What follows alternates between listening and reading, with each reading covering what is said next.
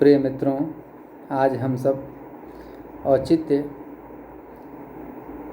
की चर्चा करेंगे। इस चर्चा के पश्चात आप औचित्य का स्वरूप, औचित्य सिद्धांत का काव्यशास्त्र की परंपरा में महत्व एवं काव्य साहित्य के संदर्भ में औचित्य की उपयोगिता को जान पाएंगे, समझ पाएंगे। मित्रों, अब तक हम लोगों ने रस सिद्धांत के अंतर्गत रस विवेचन, अलंकार सिद्धांत के अंतर्गत अलंकार विवेचन, रीति सिद्धांत के अंतर्गत रीति विवेचन, वक्रोक्ति सिद्धांत के अंतर्गत वक्रोक्ति विवेचन एवं ध्वनि सिद्धांत के अंतर्गत ध्वनि विवेचन का अध्ययन किया है। काव्यशास्त्रीय परंपरा में, विशेष रूप से भारतीय काव्यशास्त्र की परंपरा में जो 6 प्रमुख संप्रदाय हैं, उनमें से छठा एवं अंतिम महत्वपूर्ण काव्य संप्रदाय औचित्य संप्रदाय माना जाता है। इसके प्रस्तोता आचार्य क्षेमेंद्र हैं और उनका समय 11वीं शताब्दी माना जाता है। मित्रों, आचार्य क्षेमेंद्र ने औचित्य पर विचार करते हुए बड़ा ही गहन विवेचन एवं विश्लेषण किया है। औचित्य का अर्थ होता है जो उचित है, जो जिसके उचित है वह औचित्य है। इसके पीछे कहीं न कहीं आचार्य क्षेमेंद्र की यह दृष्टि थी कि जो विभिन्न काव्य संप्रदाय हैं, उन्होंने अपने मतों को महत्व दिया एवं विरोधी मतों का विरोध किया, उसे हीन बताया। किंतु आचार्य क्षेमेंद्र ने देखा कि काव्य में, साहित्य में रस, अलंकार, रीति, वक्रोक्ति, ध्वनि इत्यादि काव्यांगों का उतना ही महत्व है जितना होना चाहिए। कहने का मतलब यह है कि रस हो, अलंकार हो, रीति हो, ध्वनि हो, वक्रोक्ति हो, काव्य में, साहित्य में उसका जो उपयोग होना चाहिए वह उचित मात्रा में होना चाहिए। उपयोग की अल्पता एवं उपयोग की अतिशयता, अधिकता से काव्य में दोष उत्पन्न हो जाता है और वह काव्य जो है, माफ़ करेंगे, दोष युक्त काव्य जो है वह उत्तम काव्य की श्रेणी से पदच्युत हो जाता है। वह मध्यम या अधम श्रेणी का काव्य माना जाता है। तो आचार्य क्षेमेंद्र ने यह देखा कि काव्य के लिए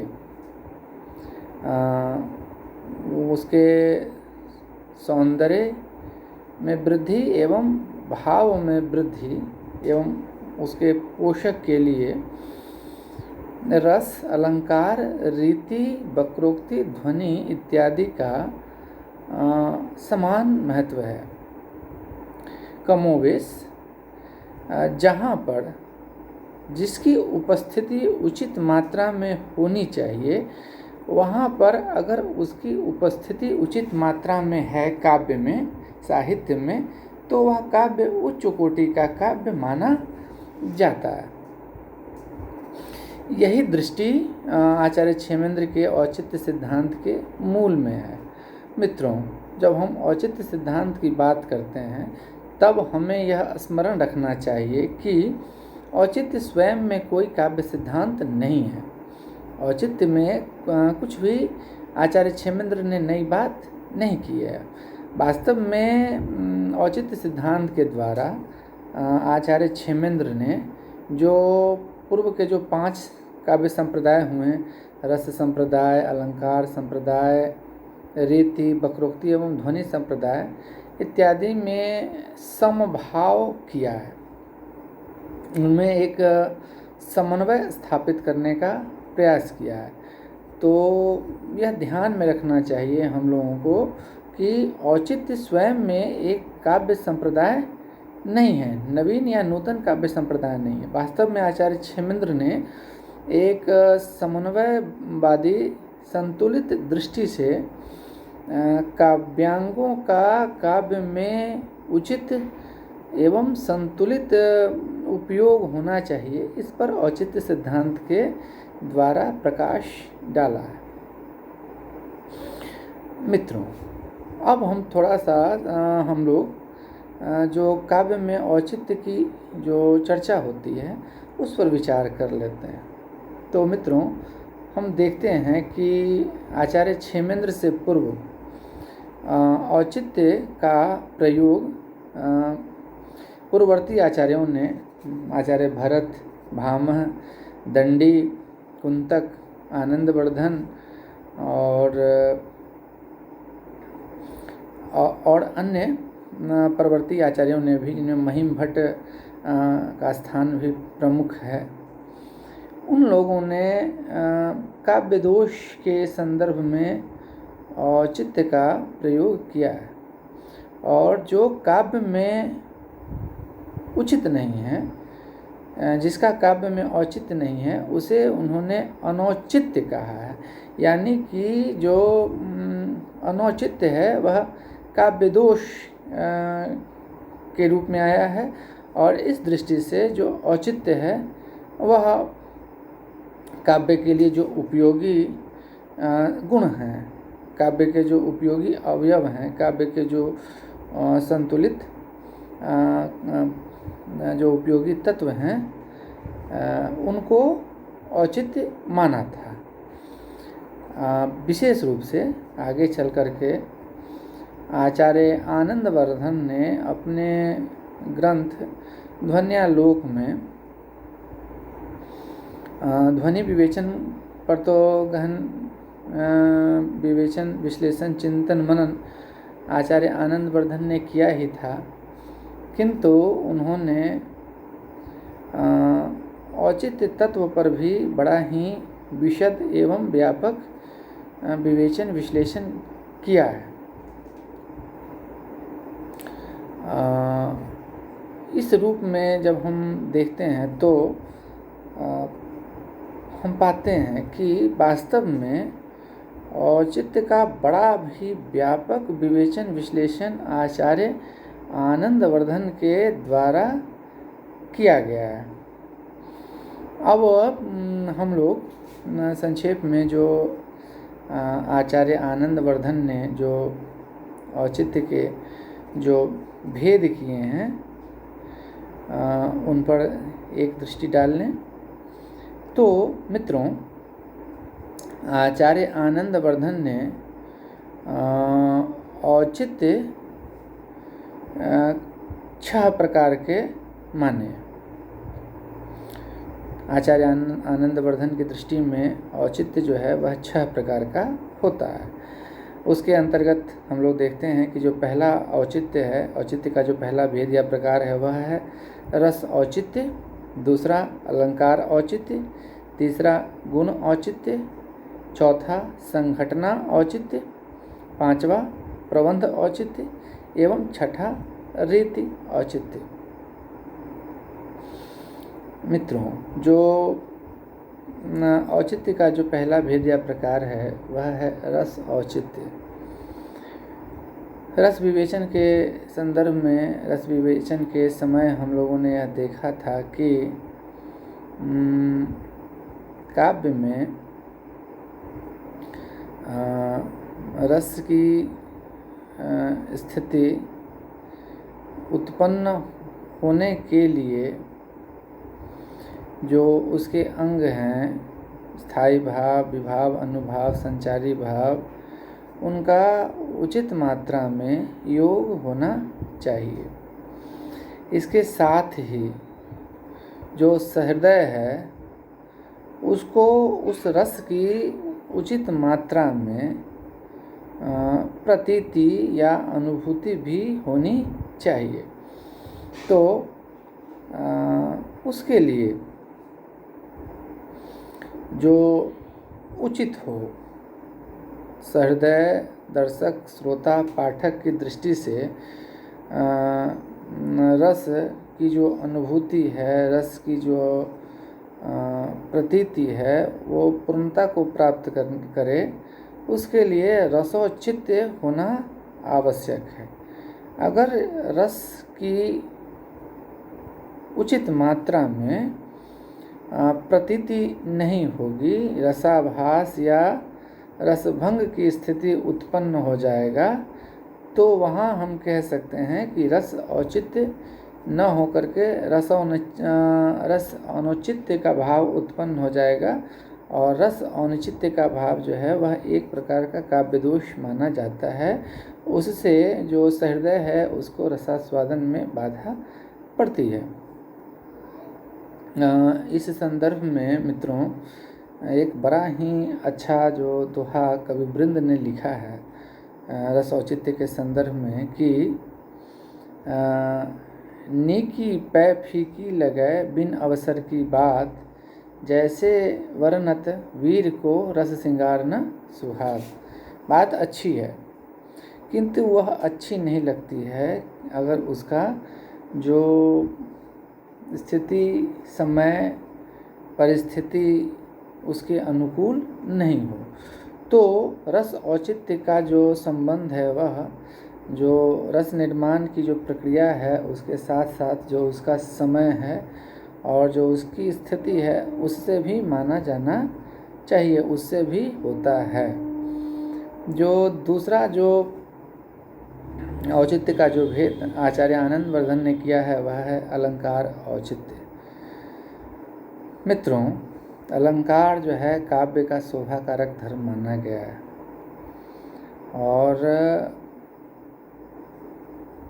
उचित मात्रा में काव्य में जब अलंकारों का प्रयोग होता है तभी वास्तव में अलंकार काव्य की शोभा बढ़ाते हैं।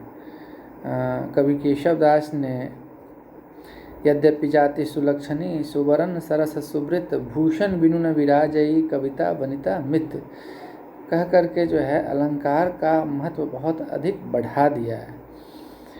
किंतु हम देखते हैं कि आचार्य केशवदास ने अपने ग्रंथों में अलंकारों का इतना बढ़ा चढ़ा कर वर्णन किया है कि परवर्ती विद्वानों ने, आलोचकों ने, साहित्याचार्यों ने उन्हें कठिन काव्य का प्रेत कहा है।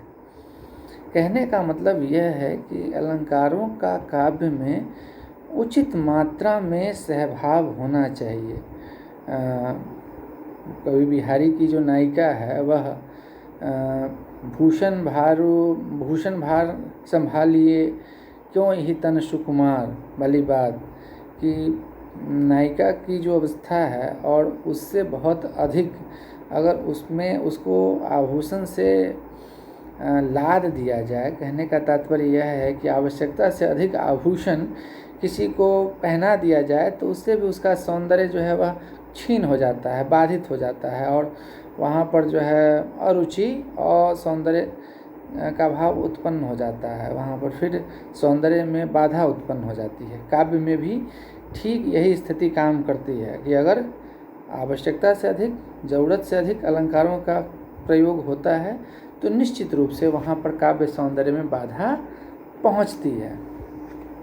तो काव्य में, साहित्य में अलंकारों का उचित मात्रा में प्रयोग होना ही अलंकार औचित्य माना गया है। जो तीसरा जो औचित्य का भेद आचार्य आनंदवर्धन ने किया था मित्रों, वह है गुण औचित्य। हम लोगों ने गुण विवेचन के अंतर्गत देखा था कि प्रसाद, ओज एवं माधुर्य ये प्रमुख 3 काव्य गुण माने गए हैं। और अभी अभी हम लोगों ने देखा है कि वृंद के दोहे में कि निकी पैफी की लगाए बिन अवसर की बात, जैसे वर्णत वीर को रस श्रृंगार न सुहात। तो अगर ओज गुण का वर्णन हो रहा है तो उस बीच में जो है प्रसाद या माधुर्य गुण का प्रयोग होना, वह कहीं न कहीं से जो है काव्य में, साहित्य में जो है वह अनौचित्य या काव्य दोष उत्पन्न करता है। जैसे अगर ओज गुण का वर्णन हो रहा है तो वहाँ पर माधुर्य गुण का वर्णन आना नहीं चाहिए, या प्रसाद गुण का वर्णन हो रहा है तो वहाँ पर जो है वो ओज गुण का प्रयोग नहीं होना चाहिए। इससे काव्य दोष, काव्य जो है अनौचित्य उत्पन्न होता है। कहने का तात्पर्य यह है कि आचार्य आनंदवर्धन ने औचित्य के संदर्भ में यह कहा कि जो ओज, प्रसाद एवं माधुर्य ये 3 गुण हैं, इनका उचित मात्रा में, संतुलित रूप में प्रयोग होना चाहिए काव्य में, एवं इनका जो है क्या कहते हैं, इनका बेमेल नहीं होना चाहिए। इनका जो है वो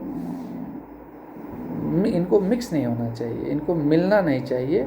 उससे कहीं ना कहीं भाव में जो है, रस के निर्माण में, रस की जो अनुभूति है, प्रतीति है, उसमें सहृदय को बाधा उत्पन्न हो जाती है। जो चौथा जो भेद या प्रकार माना आचार्य आनंदवर्धन ने औचित्य का, वह है संघटना औचित्य। कोई भी काव्य रचना जो होती है वह विभिन्न अवयवों से मिल करके बनी होती है। विभिन्न काव्यांग हैं जो हम लोगों ने देखा है, रस है, अलंकार है, रीति है, वक्रोक्ति है, ध्वनि है। इसके अलावा शब्द हैं, अर्थ हैं, फिर जो है पद हैं, वाक्य हैं।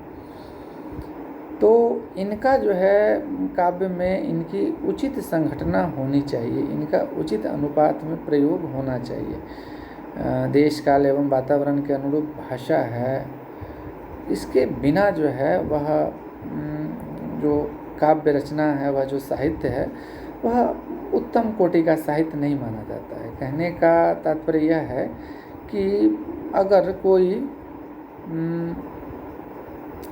पात्र या कोई नायक अगर श्रेष्ठ कुल का है तो उसकी भाषा भी श्रेष्ठ होगी, और अगर कोई नायक, अगर कोई अभिनेता या अभिनेत्री कुलीन वर्ग के नहीं हैं तो उनकी भाषा भी च्युत होगी। और इसी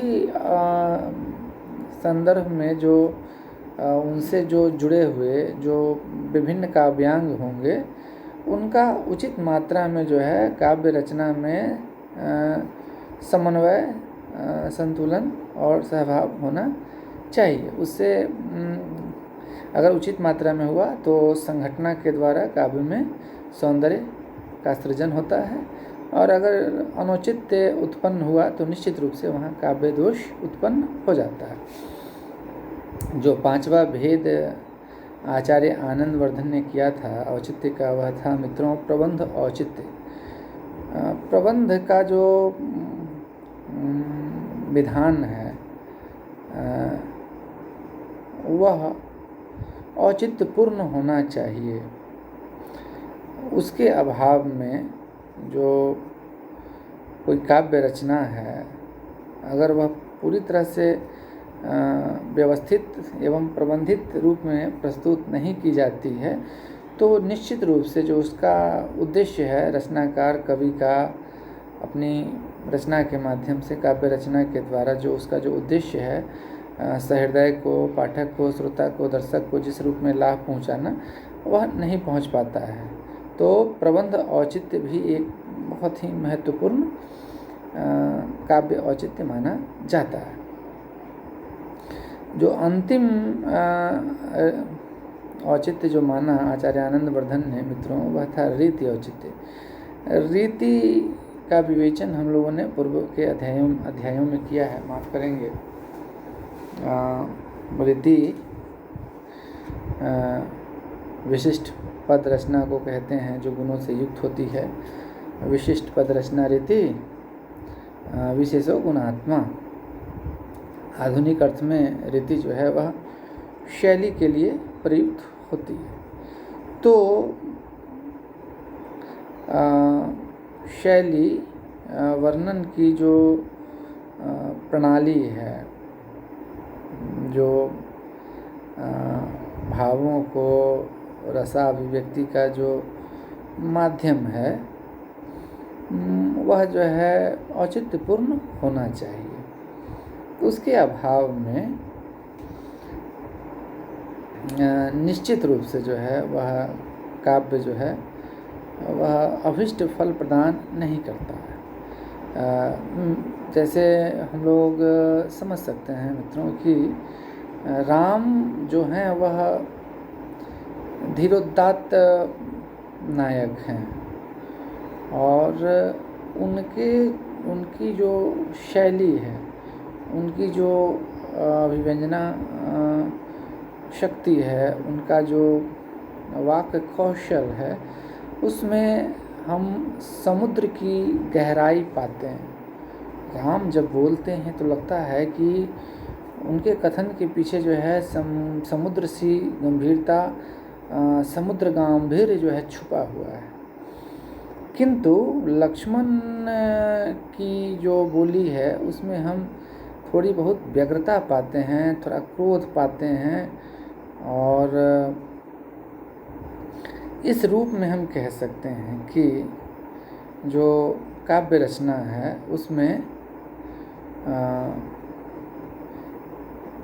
कवि के द्वारा रीति को ध्यान में रखकर जो नायक हैं उनके अनुकूल रीति का जो है सम्यक उपयोग होना चाहिए। इसके द्वारा जो है वह काव्य उत्तम काव्य बन जाता है। और अगर रचना में उचित समावेश रीतियों का नहीं होता है,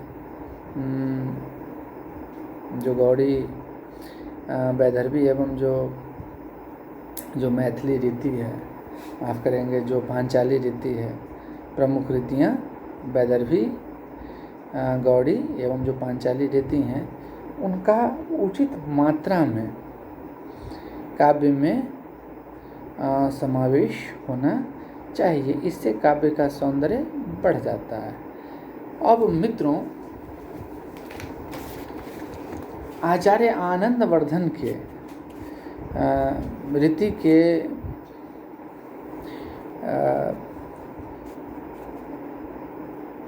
रीति का जो उन्होंने रीति औचित्य की जो बात की, उसके पश्चात हम अब पुनः आचार्य क्षेमेंद्र का जो औचित्य के संदर्भ में जो मत है उस पर संक्षेप में विचार कर लें। यहाँ तक पहुँचने से पूर्व हम लोग पुनः एक बार यह स्मरण रखेंगे, अपनी दृष्टि में यह बात रखेंगे कि आचार्य क्षेमेंद्र औचित्य संप्रदाय के प्रस्तोता हैं। वे उसकी स्थापना करने वाले सिद्धांत के प्रणेता आचार्य नहीं हैं, वे प्रस्तोता आचार्य हैं। यह ध्यान में रखना चाहिए हम लोगों को। तो मित्रों, आचार्य क्षेमेंद्र ने जो औचित्य के भेद किए हैं, 27-28 जो भेद किए हैं, कुछ विद्वान 28 भेद मानते हैं और कुछ विद्वान 27 भेद मानते हैं। उनको अध्ययन की सुविधा के लिए मोटे तौर पर हम लोग 3 भागों में बांट सकते हैं। जो पहला है वह भाषा विषयक, दूसरा काव्यशास्त्र विषयक एवं तीसरा वर्ण विषयक। और जो इनके अंतर्गत जो काव्यांग आते हैं वे हैं, जैसे भाषा विषयक काव्यांग के अंतर्गत पद, वाक्य, क्रिया, कारक, लिंग वचन, विशेषण, उपसर्ग, निपात एवं काल।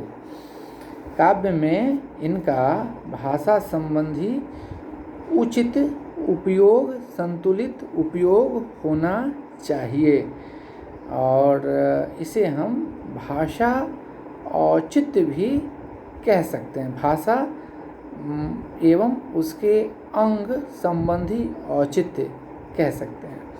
जो दूसरा है वह काव्य शास्त्र विषयक औचित्य है। इसके अंतर्गत प्रबंधार्थ, गुण, अलंकार एवं रस का औचित्य आता है। और जो तीसरा जो औचित्य का जो भेद मोटे तौर पर किया गया है वह है वर्ण विषयक। इसके अंतर्गत देश, कुल, व्रत, तत्व, सत्व, स्वभाव, सार संग्रह, प्रतिभा, अवस्था, विचार एवं आशीर्वचन इत्यादि औचित्य के रूप में आते हैं। मित्रों, आचार्य आनंदवर्धन ने जिन औचित्यों का, काव्य औचित्यों का रसौचित्य, अलंकार औचित्य, गुण औचित्य, संघटना औचित्य, प्रबंध औचित्य एवं रीति औचित्य का जो वर्णन किया है, उसमें इन समस्त काव्य औचित्यों का समावेश स्वतः ही हो जाता है। किंतु आचार्य क्षेमेंद्र ने बहुत कुछ जोड़ा भी है। आचार्य आनंदवर्धन के द्वारा जो औचित्य का जो स्वरूप उद्घाटित किया गया था, उस पर जो प्रकाश डाला गया था, उसमें उन्होंने बहुत कुछ जोड़ा भी है। इसके अंतर्गत हम लोग देखते हैं, इसमें सबसे अंतिम जो है वह आशीर्वचन है। तो आशीर्वाद देने का भी अपना एक औचित्य होता है। तो आशीर्वाद भी सबको अलग अलग रूपों में दिया जाता है। जैसे अगर कोई लड़का है, छोटा बच्चा है, तो उसे हम चिरंजीवी कहते हैं। और अगर कोई लड़की है, सुहाग एकदम जो उसकी शादी हुई है, तो उसे हम सौभाग्यवती का, पुत्रवती का आशीर्वाद देते हैं। लेकिन सौभाग्य और पुत्र ये जो हम लोग उसको नहीं दे सकते हैं। फिर जो है जो सुहागिन महिलाएं होती हैं, सौभाग्यवती और पुत्रवती का आशीर्वाद उन्हें ही दिया जाता है। यह आशीर्वाद हम किसी कुंवारी लड़की को या फिर किसी विधवा स्त्री को नहीं दे सकते हैं। तो आशीर्वचन या आशीर्वाद जन्य औचित्य भी काव्य में अपना विशेष महत्व रखता है। इसका भी काव्य में उचित महत्व होना चाहिए। तो मित्रों, आज हम लोगों ने आचार्य क्षेमेंद्र के द्वारा आचार्य क्षेमेंद्र के द्वारा प्रस्तुत जो औचित्य सिद्धांत है उस पर विचार किया। उचित का भाव औचित्य है। जो जिसके लिए उपयुक्त है वही औचित्य है। और औचित्य पर जो है सबसे व्यापक एवं विशद विवेचन विश्लेषण किया गया है वह आचार्य आनंदवर्धन के द्वारा किया गया है। उन्होंने औचित्य के 6 प्रमुख भेद किए हैं, उस पर हम लोगों ने देखा है। हम लोगों ने उस पर विचार विमर्श किया है। रसौचित्य, अलंकार औचित्य, गुण औचित्य, संघटना औचित्य, प्रबंध औचित्य एवं रीति औचित्य। आचार्य क्षेमेंद्र ने अपने ग्रंथ औचित्य विचार चर्चा में औचित्य के जो 27, 28 ज़्यादातर विद्वानों ने 28 भेद माना है। ये काव्यांग के रूप में उसको वर्णित किया है आचार्य क्षेमेंद्र ने, और उसे उन्होंने जो है भाषा विषयक, काव्य शास्त्र विषयक एवं वर्ण विषयक करके जो है बांटा है। तो काव्य में जो है जो काव्यांग हैं उनका चाहे वे भाषा संबंधी काव्यांग हो, चाहे काव्य शास्त्र संबंधी काव्यांग हो, या फिर वर्ण विषयक काव्यांग हो। काव्य में, साहित्य में किसी रचना में उनका जो समावेश है वह उचित मात्रा में, संतुलित मात्रा में होना चाहिए।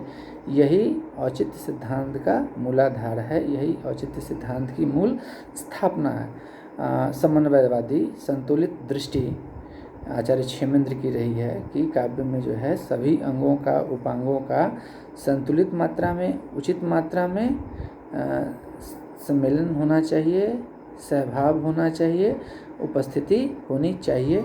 बहुत बहुत धन्यवाद आप सबका।